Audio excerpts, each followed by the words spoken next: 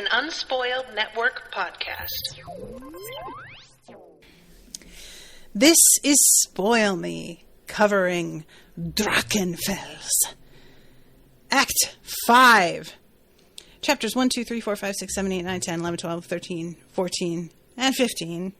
And Envoy, which, I don't know what envoy means. Does that just mean, like, an epilogue, basically?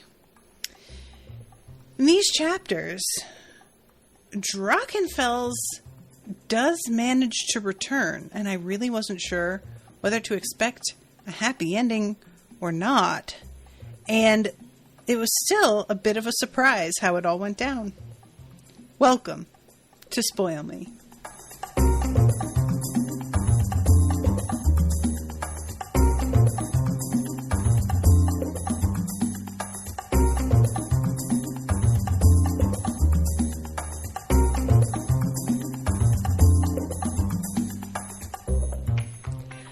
Welcome to the show, everyone. I am Natasha. Thank you to Kyle for commissioning this episode, but no thank you to Kyle for the puns he is making in the chat. I am going to boot you.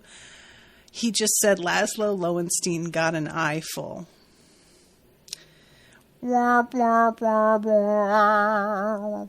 Kyle, sir, how dare you?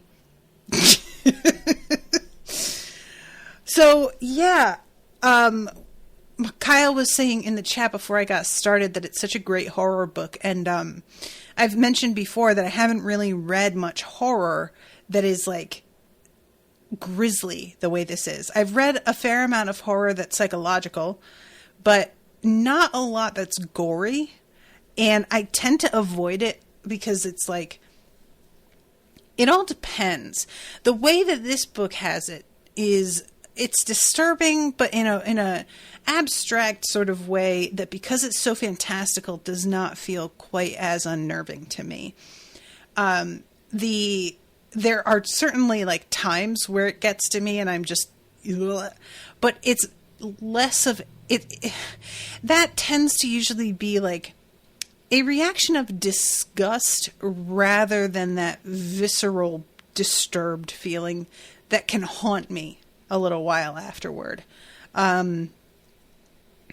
I think that modern horror set in a present day setting, especially when it has to do with serial killers or medicine, those are the sort of weaknesses that I have, that feels like it crosses a line into being genuinely upsetting. And I'm never really sure when I engage with horror what kind of gore it's going to be. So it's always a risk, because I don't know how to express this if you're not somebody who has the same reaction that I do. But when I get genuinely upset by something, it is really, really hard for me to shake. And I don't recover for a while, depending on how bad it is. So when I say it's more of a risk, if you don't have the same reaction that I do, that might sound like a bit of hyperbole. But when I say a risk, I mean like I'm taking a risk that I am going to be thrown off for a week because of the way this affected me. And this happens with like certain films. It's rare. It doesn't happen often. But when it does, it gets in my head and I can't sleep. I can't be by myself in the house without like getting in my head. This does not do that. So I was really able to like sit back and enjoy it in a way that I was a little bit worried sometimes whether or not it was going to be too much for me, It didn't do that, and I'm just really glad. Because I can appreciate horror, and I understand why so many people really like it. But I never call myself a horror fan because I have that really distinct barrier that can make it so that something goes from just unenjoyable to like feeling like it's actually harmful to me. And I never know when that line is going to get crossed, And I also found it interesting, this book, the author on the cover is credited as Kim Newman, writing as Jack Yoville.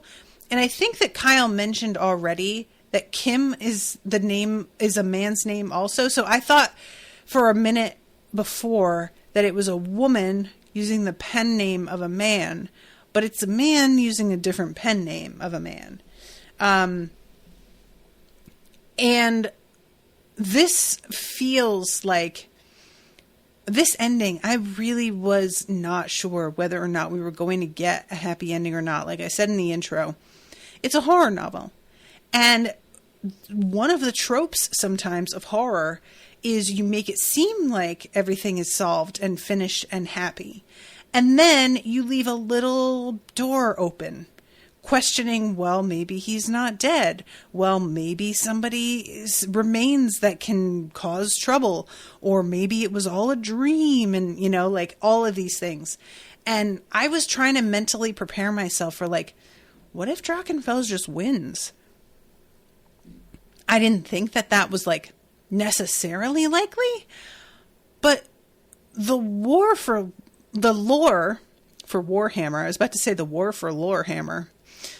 The lore for Warhammer is unfamiliar to me. And for all I know, it's predicated on tragedy exclusively. And it's just, you know, like, maybe Drachenfels is a major figure and I'm not aware of that. And he does wind up, like, ascending to power again and eventually having to be overcome. I don't know. And so that infused this last act with a lot more tension and interest for me than I think it might have had if I was totally confident things were going to work out, because I just didn't know how that could be. Drachenfels feels so powerful and timeless.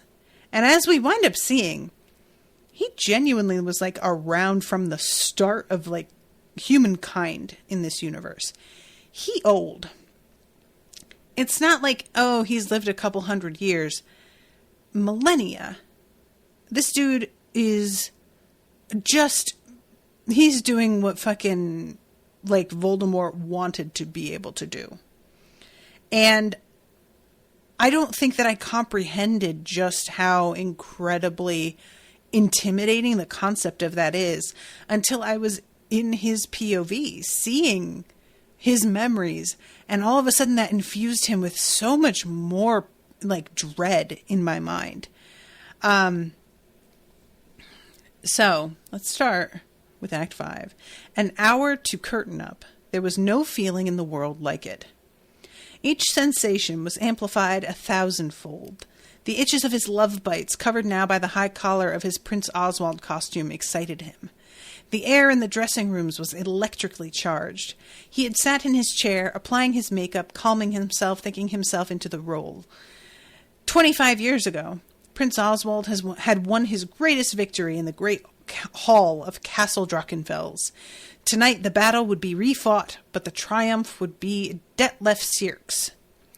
He was the young Oswald, working up his courage before daring to challenge the great enchanter.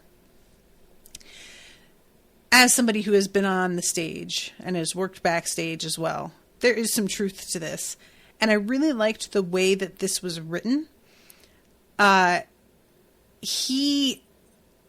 a real sense to this of, like, feeling like you are behind Detlef, like there's a camera following him from room to room backstage. And, like, you're really watching everyone around him and the ways they're reacting to their nerves, the excitement, the hum of the activity that's, like, reaching this crescendo.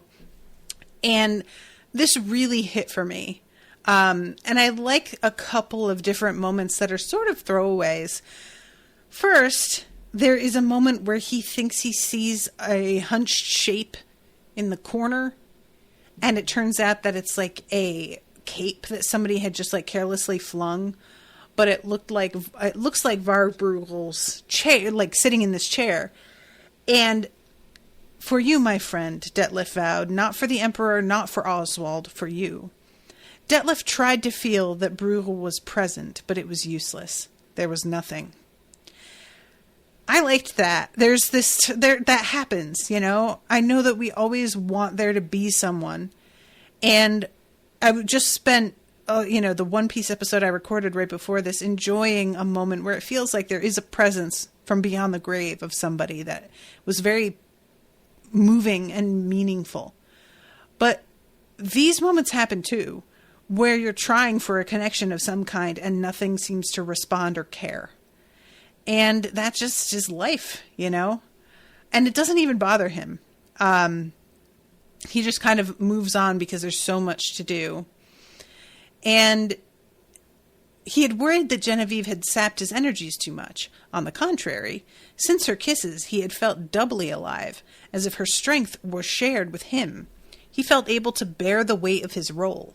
He had the reserves to perform lengthy soliloquies, to take part in strenuous and spectacular fight scenes, to clash with the powerful stage presence of Laszlo Lowenstein.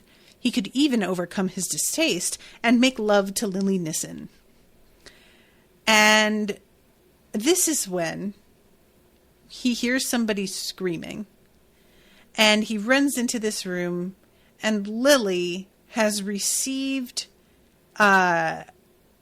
the face of, who is it? Anton Viet. Remind me, Kyle, which one is this guy? Who's Anton? It's his face that has been delivered to her in a box. And this was the moment when, the bounty hunter with cancer, says Kyle. Right. Thank you.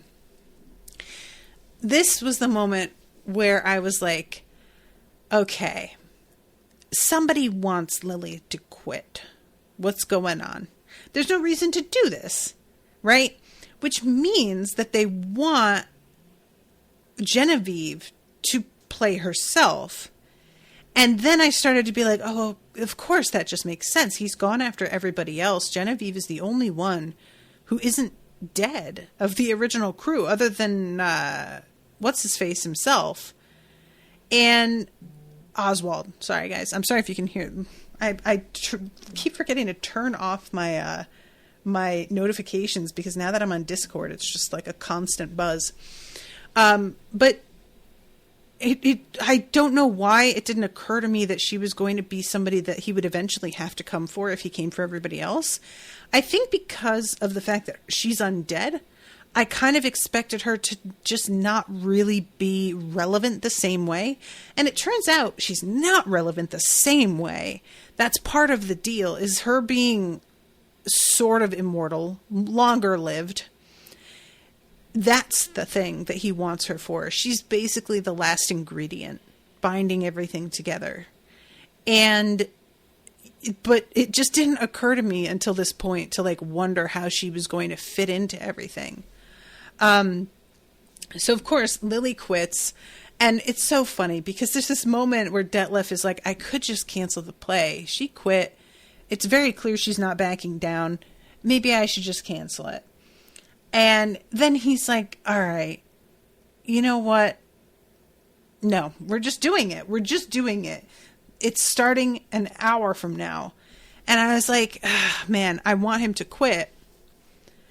At the same time, I want to know what happened, so I don't want him to quit. And I do wonder what would happen if Drachenfels pinned all his hopes on this and then Detlef backed out. What happens then? Does he eventually just track down, like, Genevieve on her own, I guess? He would still be able to probably get her alone at some point. So maybe the very fact that he made this such a massive fucking drama, literally and figuratively, wound up working against him. But because otherwise he probably would have been able to snatch her up at any point and she wouldn't have sensed it. Whereas here, he made it such a fucking production, pun intended again, that there was plenty of time to defend her and for somebody to step in, you know? So we have a moment with the Emperor, Karl Franz, and he is wondering about whether or not his son is going to make it through this production. It's 6 hours. And guys, have you ever been to anything that has lasted that long? Because I haven't, and I don't know that I could make it. I feel like I've thought about going to, I've always wanted to go to see an opera. But like most operas are like at least 3 hours. At least.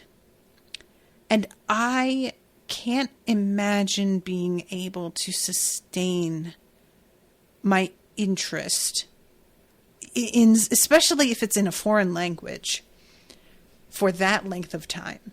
And I might be wrong about that. Perhaps I would, in the moment be just so enraptured with all of the production and the costumes and everything that I would find myself more engaged than I would expect.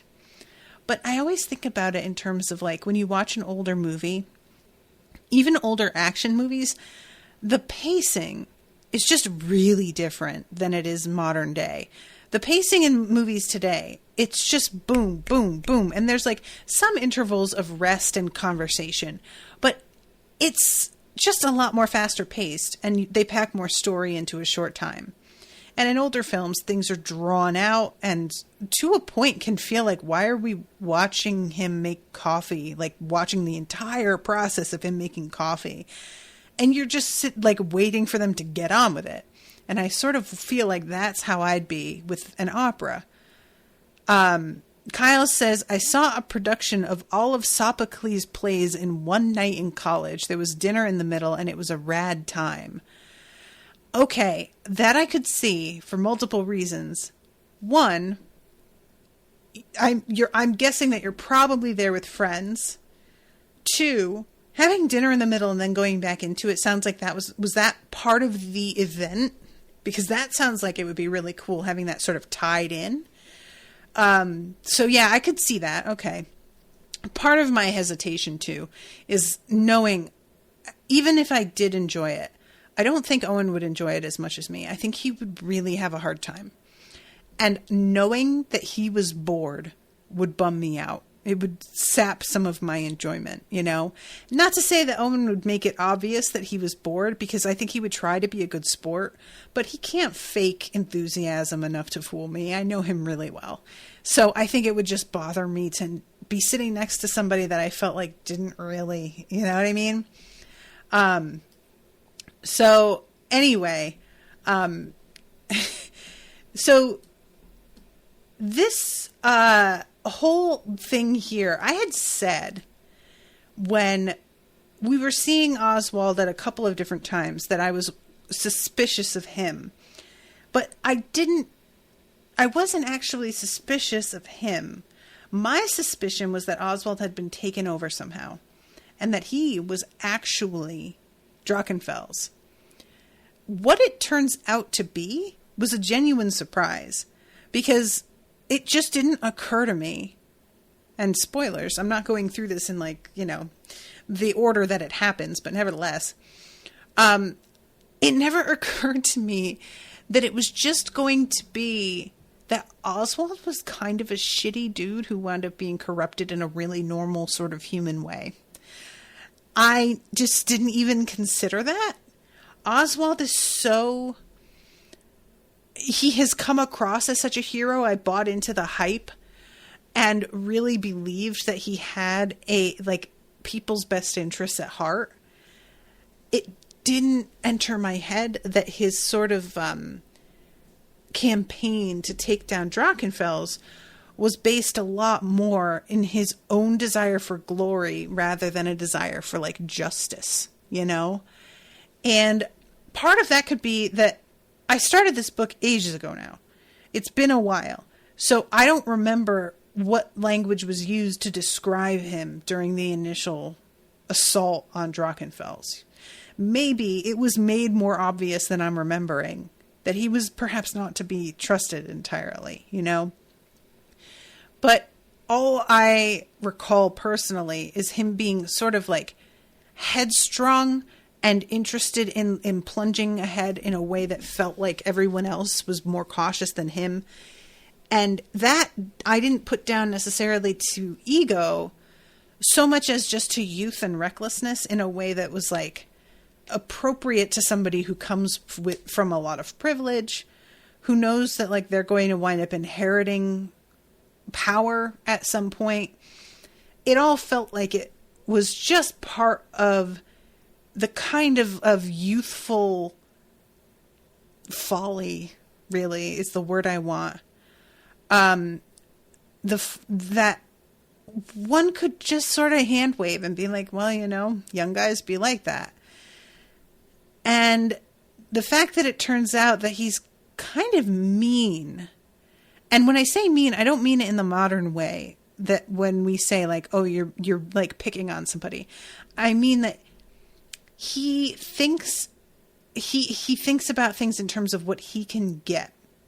He is cheap with everyone else and wants things for himself because he tends to be greedy. And that greed is much more for power than it is for material wealth, but nevertheless comes down to the same thing and the same sort of motivation. That just never occurred. I didn't even consider that if he were involved in this, it would be the same Oswald who tried to take Drachenfels down. I just figured that he would have been made into a minion against his will, or that he wasn't even Oswald. He just looked like Oswald and it was all a glamour. Like, you guys know, I said something earlier about how everyone seemed to sort of pass out and nobody really seemed to recall what happened. And I was like, well, then anything could have gone on and Oswald might have died and Drachenfels might not have. And it just looks like Drachenfels is gone because of, you know, I was thinking that Drachenfels killed Oswald and then has been posing as Oswald all these years. It's not even that complicated. I was making it so much more intricate than it even needed to be. At least in terms of that. The intricacy of Drachenfels' return, that is substantial. Having to gather all the body parts of various people to make a body, that is intricate. But the whole thing with Oswald, I just really, what I was doing was granting him such a benefit of the doubt that he didn't really deserve at all. It was purely me wanting to think that he meant what he was saying and doing at the time. Kyle says that beginning bit was all from Genevieve's POV, and if I recall, she wasn't suspicious of his motives. That's right. And it's interesting here, too. Genevieve has a moment where, in the play, she actually feeds on Detlef on stage, which is sort of confirming the rumors of the fact that she fed on Oswald. But the thing is that she only fed on Oswald once. She absolutely had to. He only offered from his wrist in a way that was very impersonal, like because he had to.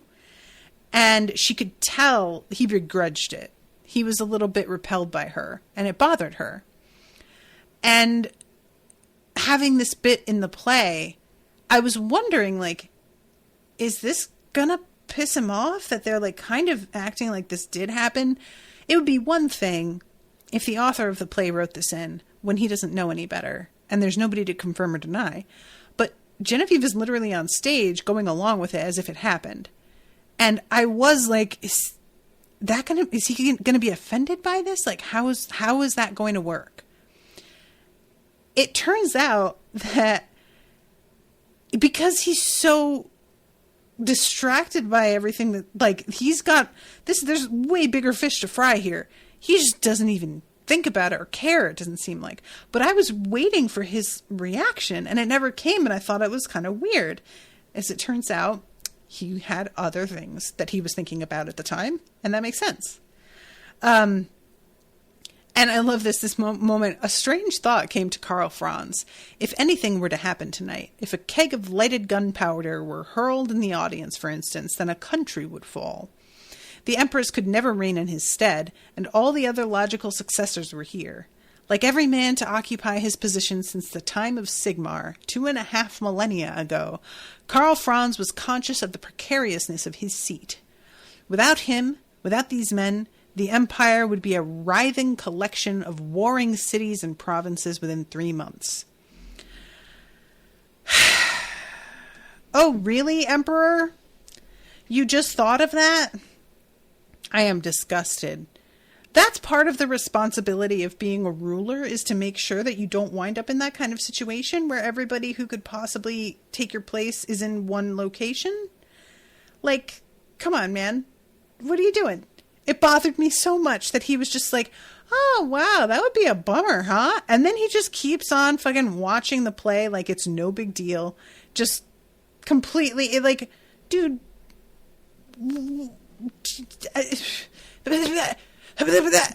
I just, like, also, as I've said before, people know how old Drachenfels is, or was, and they all behave as if the fact that it's been 25 years since he was last seen is significant at all. And really, it's not nearly enough time. Like, there's just no, that you don't ever, after only 25 years, when somebody has lived for literally thousands, feel confident that they are genuinely gone. You shouldn't feel sure about that. And so the fact that he is he's like doing a combo here, where he is blithely fine with the fact that all of his top people are here, and also so trusting that Drachenfels is gone. I was like, all right, sir, look, you could do one and you could do the other, but you can't do both and still be seen as like a decent emperor in my eyes. I'm sorry, you can't. So then the conductor comes out. Huberman tells everybody about how Lily Nissen will not be taking the role, and at first everybody's like upset, but then when he's like, well, Genevieve is playing herself, they're like, oh, well, shit. The chorus came forward and began, listen, my masters, and listen well, for I have a tale of horrors to tell, of heroes and demons and blood and death, and the vilest monster e'er to draw breath. I was like, all right, you know what? That's a pretty solid start. I like it. That's good. And Lowenstein in the back room, I love the way that this is written. He was considering what he had to do. The material was laid out for him. The bones, the skin, the heart, and so on. It's so funny the way that's described. It's like it's nothing.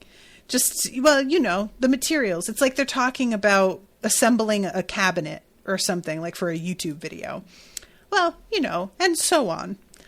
And what he has to do here. Oh my God, you guys, I can't handle it. So, first, he read the words from the paper he had been given, not recognizing the syllables, but understanding the meaning. Blue fire burned around the material as it filled out with the invisible force. Veet's skeleton, clothed in Rudy's fat and Manish's skin, sat up. Erzbet's heart began to beat, hungry for Genevieve's blood. The thing had the outline of a man, but was not the man himself. The eyes were in a box on Lowenstein's dressing table. There were 7 of them. One of Rudy's had been squashed beyond use in the struggle. His patron had told him it wouldn't matter. All right, listen. Here's my question. If it doesn't matter, then why does he have to eat 2 of everyone else's? If only one eyeball is necessary, truly necessary, then can't he just get away with eating 1 eyeball of everyone's instead of having to choke down 7? It could have been 5. Or, what is it? 4. Could have been 4. Come on, man. Listen, this is the stuff that I get caught up on. Ugh. Lowenstein plucked a blue eye, one of Veet's, from the sticky mass and swallowed it whole. A section of his forehead peeled away. I don't even know what that means. What does that even look like? Peels away? Like, just like the skin just peels off and falls down, leaving like exposed. Is that it? I don't like it. Ugh, God. I just and why? I guess this is because he like sort of opens up and swallows the bot. Like, all right, I'm gonna read this. Pain racked through Lowenstein's body as the changes came upon him fully. This is after he swallowed them all. Spines sprouted from his knees, and the knobbles of his vertebrae broke the skin. His bones were expanding. He was in agony. There was one eye left. As he ate it, the creature embraced him, taking him into its open chest, folding its ribs about him. And he sees images of himself from each of the eyes that he swallowed. Veet's bones sank into him like logs thrown into a swamp, which I fucking love that description. That is very evocative. Rudy's fat plumped out his gaunt frame. Manesh's skin settled on his own, mottling it. And Erzbet's heart beat next to his own like a polyp nestling its mother. He was Laszlo Lowenstein no longer. Reaching for his mask, he was constant Drachenfels, and he was looking forward eagerly to the 5th act. So, then we go to Genevieve's POV. And she is, like, understandably a little bit nervous about her role in everything. But, you know, she has simultaneously a great memory because she is what she is. She also has like a psychic connection with Detlef from having fed on him. And I really was fascinated by this. I know that this has been mentioned before in this, but I just really think that that is a cool gimmick. And that's something that this isn't the first time I've ever heard of this, but this kind of trope of the connection between vampires and the people that they've fed on. But I just think that that's such a neat, like, I don't know. I liked the way it was used here too. It's not as if their connection is a magical key that saves the day, you know, which I was sort of wondering if it would be. The connection that they have as people who care about each other is strong enough that that does wind up being part of what saves the day. But it isn't as if this like trope of the blood connection is all it is, which I did genuinely sort of wonder, and I was appreciated that it wasn't made that simple or that pat, you know. I feel like that would have been sort of unsatisfying in a way. So this is when Genevieve starts to sort of be a little bit like, I won't say she's scared. It's more that she's really thinking about how many people have died, the fact that Lily fled and what happened to her. And Genevieve is genuinely starting to be a little bit like, I don't know, maybe this isn't the best idea. And she's also thinking about Oswald watching this and wondering what his reaction is to the continuation of this like story of the two of them together. So then we go back to Detlef, and he is elated. Everything has gone amazingly well. He is just thrilled with all of it. And then the last act came. Genevieve was truly back in a throne room for a king of darkness. Genevieve shuddered to be near so much of the stuff. There were fine paintings on the wall. Rudy would have wept to see so much plunder in one place. "He's here," said Detlef as Oswald. "Yes, I feel it too." And she's looking at all of these different shrines made to various gods, which sound very interesting. There was a giant image of Korn, which I hate that is his name, blood god. And she says she realized that Drachenfels didn't so much worship Korn as look down upon him as an amateur in the cause of evil. Chaos was so undisciplined. Drachenfels had never been without purpose. There were other gods, other shrines.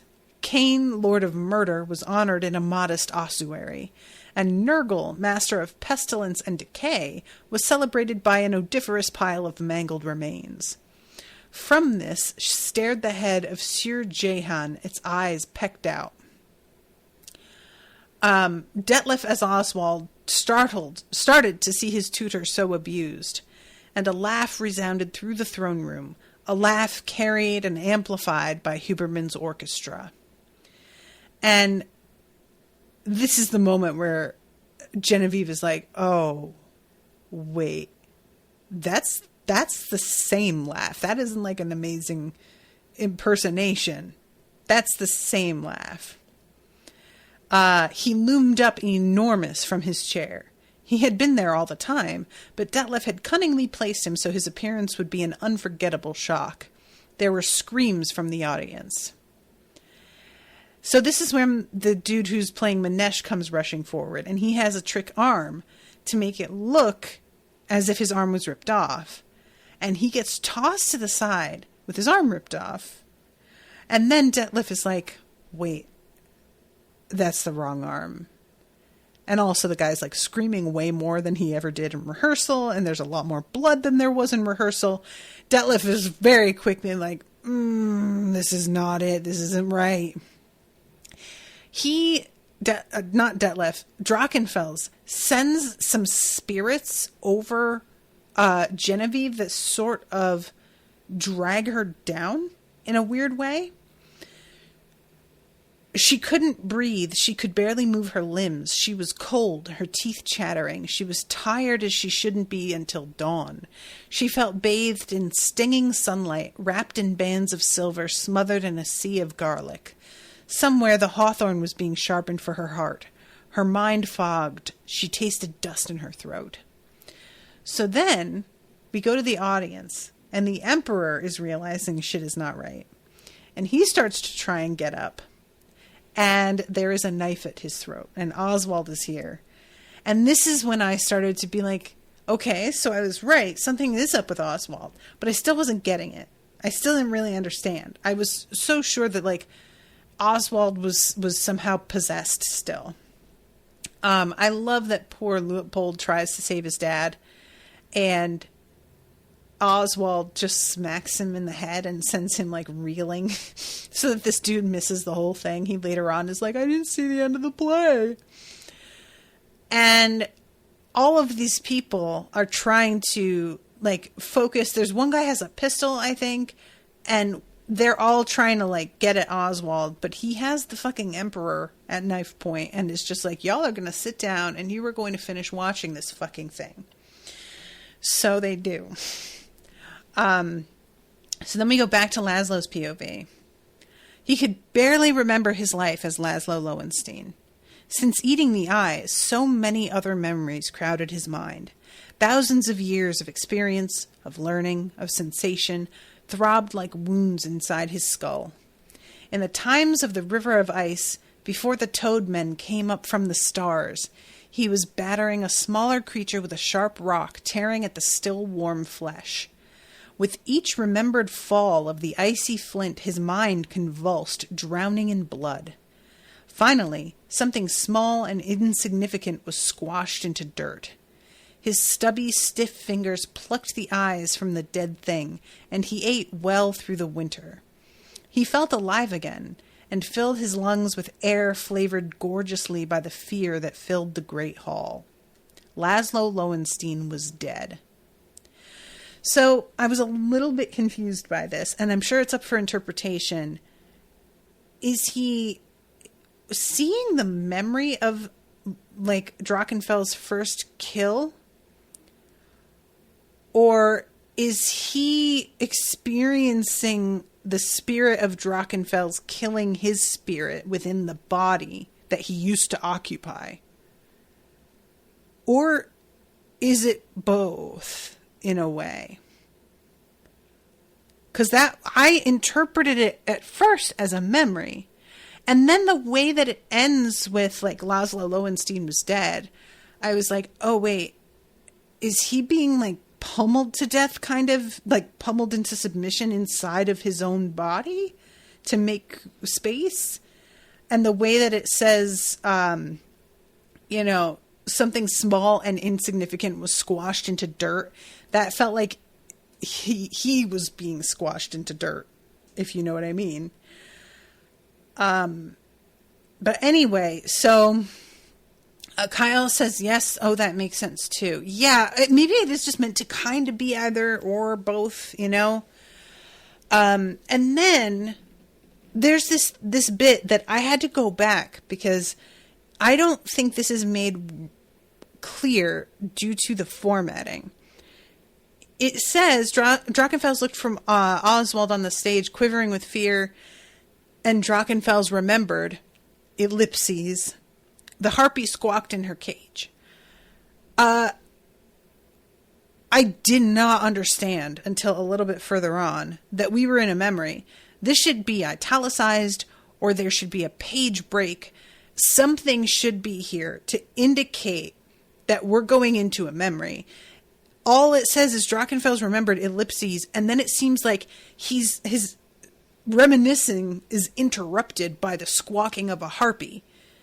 It didn't hit for me, so I kept reading for like a good page and a half, and then something was said that I was like, wait, what? And I had to back up, and then I realized, oh, that was meant to signify that we were starting off in a flashback, but it didn't, the formatting was not adequate to getting that across to me, which surprised me because they don't have problems using all kinds of like ellipses and stuff for flashbacks and other sections. So I don't know why they didn't do that here. Oh my God, that's right. He is like thinking about how he's going to rape Genevieve later. He wants her blood, but she might last for as much as a night in his arms before she was broken, used up, and done with. And I was like, ugh, I hate it. I appreciate that there's no more detail than that. But the great enchanter stayed his hand. An idea formed. He would have to renew himself soon anyway. This could be used. This boy could be put to good advantage, and an empire could be won. And he then begins his proposal to Oswald. You don't have to die here. You don't have to die at all. If you deliver what I want, we can work together. What do you want? The Empire. Oswald cried out involuntarily, almost a scream, but he fought himself, forced himself to look at the great enchanter. Under his mask, Drachenfels smiled. He had the boy. I have lived many lifetimes. I've outworn many bodies. I have long since traded in the flesh I was born with.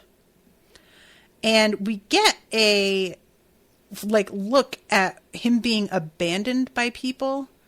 That, as he says, they are so far back in the evolutionary line that if people of today were to see them, they would have thought that they were more like apes. And when we piece together all the things, it's like he was abandoned due to some sort of either disability or weakness, maybe being ill, that made them feel they couldn't care for him. And somebody stumbled across his path and he killed them and managed to stay alive by doing that. And it began this chain of him killing to stay alive. It's unclear exactly how the magic factors in, but it's not really actually important. I don't mind that we don't know that stuff. So he shows his face to Oswald. The prince screamed at the top of his lungs, disturbing the dead and the dying of the fortress, and the great enchanter laughed. Not so pretty, huh? It's another lump of rotten meat. And then he tells him, I'm going to let you kill me. And you're going to be such a hero. People are going to let you get all the power you want. Someday, years from now, you will have the empire in your hands, and you will give it to me. Oswald was smiling now, imagining the glory of it. His never-admitted hatred of Karl Franz, Luitpold's brat of a son, rose to the surface. He would never lick the boots of the house of the second Wilhelm. And I thought that was kind of interesting here. what I'm sort of wondering, let's say their plan had gone off without a hitch. Let's say Drachenfels managed to get his hands on Genevieve and drink her blood and come back. Would he have kept up his bargain? Because I can't imagine he would. Right? Like, Oswald is listening to this and is basically fantasizing about this, like, future in which he'll have all this power. And I'm like, you have to know you're dealing with one of the most evil beings to ever live, which means there is no motivation or reason for him in any way to keep up his end of things, which means that you're buying yourself, like, you know, a quarter century of glory in exchange for a betrayal and death at the end of it, which, you know, for plenty of people, they would still make this deal, even not thinking that the guy keeps up his end of things. They're going to have another 25 years versus dying right here. Most people would make that trade. But this doesn't feel like he's making that sort of informed trade. It feels like he's falling for this dude's line. And I just cannot imagine being that confident that you're going to get, you know what I mean? Like, come on, buddy. Really? You have to know better than this. Kyle says he's like every Republican senator. Oh, commentary. And let's see. You will find me a way back. You will find me a man with too small a soul. A man steeped in blood.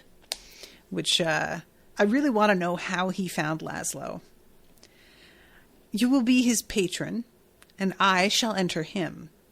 Then you will deliver me to your friends. I shall take sustenance from them. All who stand with you this day shall die to bring me back. An objection fluttered on Oswald's lips, but perished there unsaid. He looked at Genevieve, prone on the floor, and there was no regret in his heart.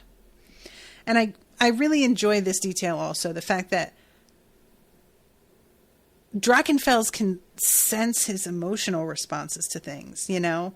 So he can see that this guy is not even really struggling. There's no regret in his heart. That's how little he gives a shit about Genevieve just because she's a vampire. And then this guy is like straight up like, oh, we're going to kill everybody. We're going to turn forests into deserts. We're going to enslave humanity.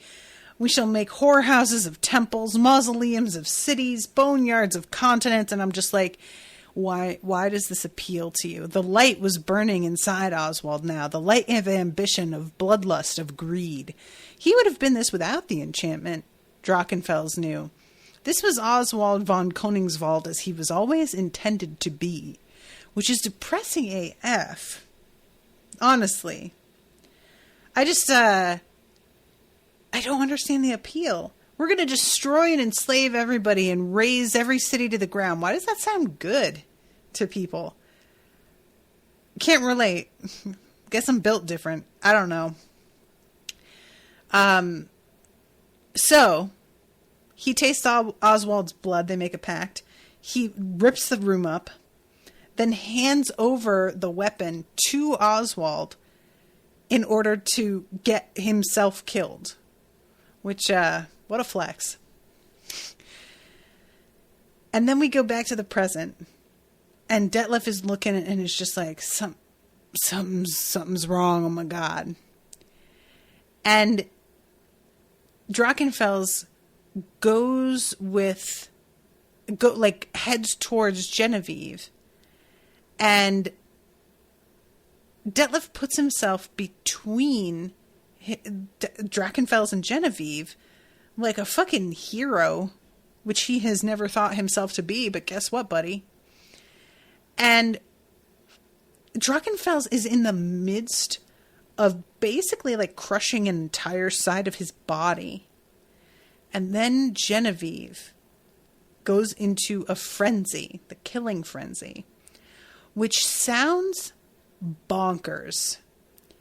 Basically, her mouth, like, it's like her jaw widens and her mouth fills with even more teeth. and also the teeth that already are apparent extend, and all of her nails grow longer. The whole thing sounds so like creepy looking. And she jumps on this dude and just sinks her teeth into him and begins to suck the like disgusting morass of like rot that he is made out of. And her the taste burned like acid, and her body tried in vain to reject it. She felt herself withering as the bane spread. Still she sucked.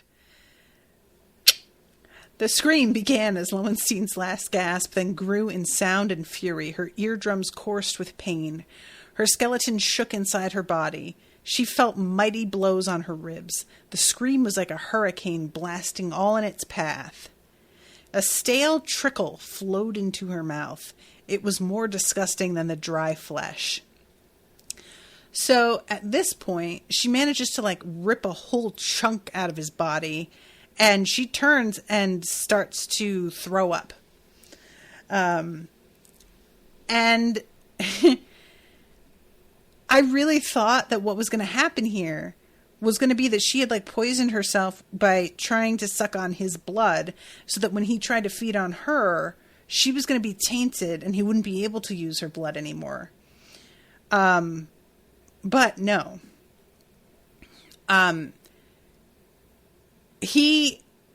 Drachenfels tears at her clothes to like bare her veins so that he can, drink her blood.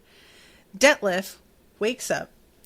He sees that she is about to die, and he knows that it's like to save him. And he looks for a weapon and picks up this hammer. It was just an ordinary hammer, but it was no ordinary strength which flooded from it into Detlef's body. In the name of Sigmar, he swore. His pains vanished, and his blow connected. And this is the one thing that I wish was done a little bit more tidily.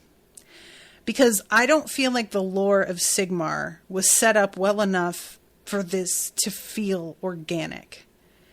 The whole, basically a dead hero / god from beyond the grave infuses Detlef with magic to make him strong enough to...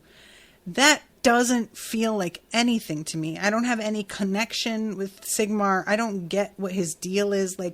We do see Drachenfels be defeated by Sigmar in a flashback of his own. And that's better than nothing, because without that, I truly would have just been like, am I supposed to get what this is? But, before this, he says something like, in the name of Sigmar, and I was kind of like, who? I know that Sigmar's been mentioned a couple times, but not in any way that felt like it was giving me the background. There was no detailed account of what exactly happened that I can remember.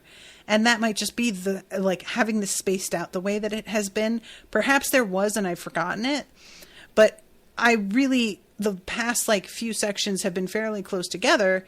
And considering that this was going to be so key to the win, you would really think he would have been mentioned a little bit more up until this point.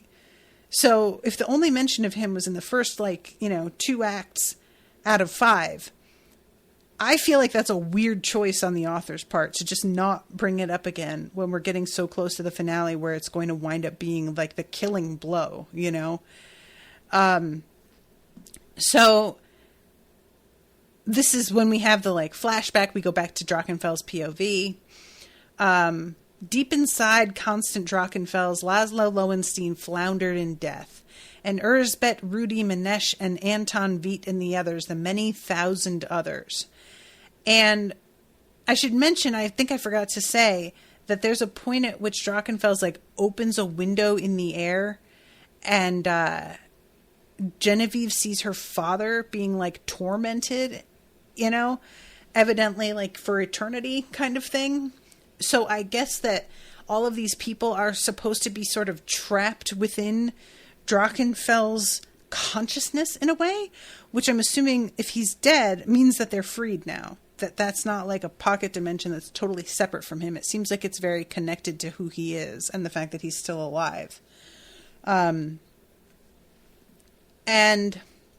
waiting in the wings, Drachenfels saw the monked-robed figures. That semi-human ape tribesmen would be there, and the thousands upon thousands who had followed him into death. Is it supposed to be that these monks are helping Detlef somehow? I wasn't sure if that was part of what this was supposed to mean. But yeah, so Detlef is continuing to beat him, and at one point, Drachenfels says, "Sigmar, have mercy." And I was like, why? What? Are you serious? I guess he has to try. It had been cold on the plains, and he had been left behind to die, too sickly to be supported by the tribe. The other man, the first kill, had chanced by, and he had fought to take the life from him. He had won, but now, 15,000 years later, he knew he had lost after all. He had only held off death for a few moments in the span of eternity. Which, I can't understand how you think that. But, okay. I mean, I want you to feel like you've lost. I just can't imagine feeling that way when you've lived 15,000 years. But, what do I know? So, we go back to the present, and Oswald is facing the music for the fact that he fucking held the Emperor at knife point and then decided to flee. And he winds up getting in a sword fight with Detlef. He almost kills Genevieve, and Detlef just manages to stop him. And Oswald, is so certain that due to his training, his professional education, that there's no chance that Detlef is never going to beat him. And he wrong. Tiring of the game, the Grand Prince came to kill him and found Detlef's sword point lodged between his ribs. Surprise, bitch! And that is the end of the main part of the book. And then we go to the afterword, which is kind of like the end of Animal House, where you get a still of each character and a little tiny summary of how they're doing now. And Detlef pretty much gets what he wanted. He gets to be world famous with this immaculate reputation of genius. He has these sonnets that he wrote about Genevieve that become known as his best work. Just a very sort of Shakespearean vibe, you know. And they blow up the castle of Drachenfels, which good call. And I love that where is it?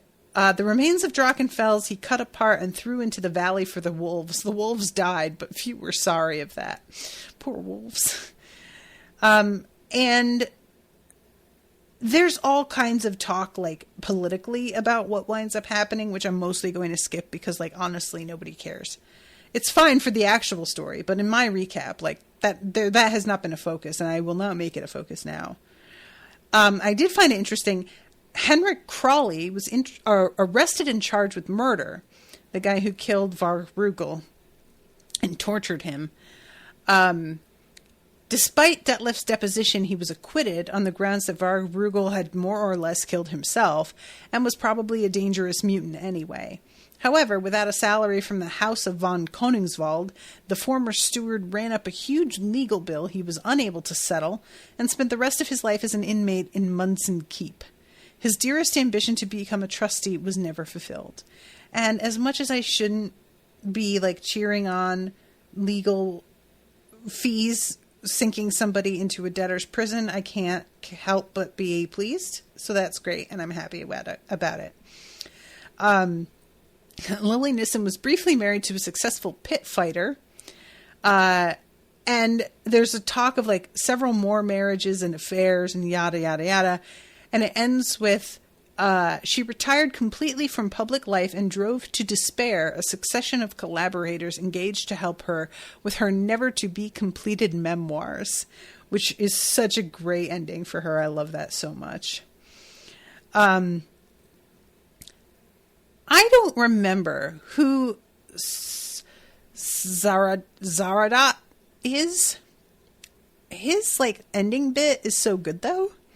Zaradat became a grave robber and was torn apart by demons while looting a tomb that happened to be under a particularly severe curse. I don't know why that's so amazing to me, but I fucking loved that so much. I think it's the wording of particularly severe curse that it's like, well, if he had chosen a different one, he might have been okay. There's something about that wording that I found so funny. Oh, Kyle says a guard at the prison who was mean to Detlef. Oh, okay, cool. And then let's see, where else do we go? Sergei Bukharin lost an eye in a bawdy house brawl and later succumbed to untreated syphilis. Seymour Nebenzal converted to the worship of a new discovered demigod of frosts and ice and became the most influential soothsayer in Norska. No one ever asked what happened to Laszlo Lowenstein. I ask, was he just dead, I'm assuming, in the pieces? I mean, I don't want him to live. He was a maniac. But I am curious. And then we get the, Detlef continues writing. He does, performs this play for years, then does another one called The Tragedy of Oswald, or The Treachery of Oswald, and produced a succession of mature masterpieces. Although he was never called pious, he made substantial donations to the cult of Sigmar. And I'm like, yeah, that definitely seems fair. He spent some years with Genevieve and discovered many new sensations with her. His sonnet cycle to My Unchanging Lady is widely held by scholars to be his best work. They were finally parted by the years when Detlef was in his 50s, and Genevieve still seemed 16, but she remained the love of his life. Genevieve lived forever. Detlef did not, but his plays did. And that's a very good ending. I really like that line, I just think that that's a nice summary. She goes on and there's no, there's no pretending that oh, Genevieve mourned him for the remainder of her day. No, but his plays stayed, and that's all we want, right? As people, we just want to leave something behind. That's why people have children. I don't have children. I have a podcast. That's my child. That's what I'm leaving. We'll see if this does anything keep my memory alive. Who fucking knows? I often wonder, after I die, what happens to the show? What do I put in my will about this? I have no idea, but I have to come up with something someday. But yeah, I like that ending. I thought that was a really satisfying last line. So yeah, and I'm glad that it was a happy ending. I didn't really want for Drachenfels to succeed, because he's not even a bad guy that you love to hate. He's truly horrifying. But I also didn't know if there was a way to make it be a happy ending that wouldn't feel a little bit too pat, And I'm happy with this. I think that was fun.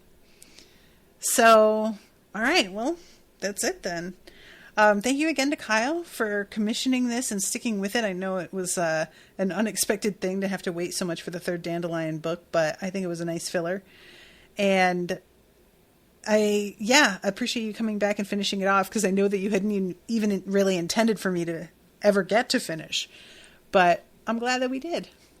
All right, guys. Well, thanks for hanging out with me and listening. I hope you enjoyed the coverage, and I'll see you again soon with a new episode. Until then, toodaloo, motherfuckers.